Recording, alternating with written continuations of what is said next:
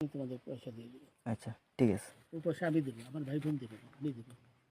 আমরা আমাদের পয়সার কোনো প্রয়োজন নেই, ঠিক আছে? আচ্ছা, আপনি যদি সেফটি কিন্তু মানে ওই ফালতু লোক 2 টাকা একদম না। ফালতু লোক, আমি এই দেশে এত কষ্ট করে এসেছি কি বাংলাদেশে ফেরত যাওয়ার জন্য? জি না জি না। ওরা জানে না। আচ্ছা ঠিক আছে। বিচারপতি শামসুদ্দিন চৌধুরী মানিক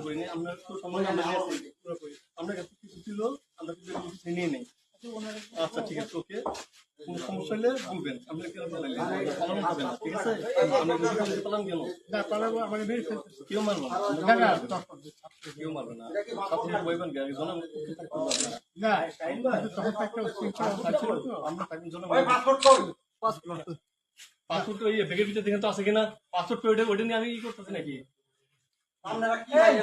পাসপোর্ট তো হারাই লাগছে বলছে। তোমরা কাপড় লাগাও না। আপনার বাড়ি কোথায়? বাড়ি মুন্সিগঞ্জ। মুন্সিগঞ্জ। নাম জিজ্ঞেস করেন।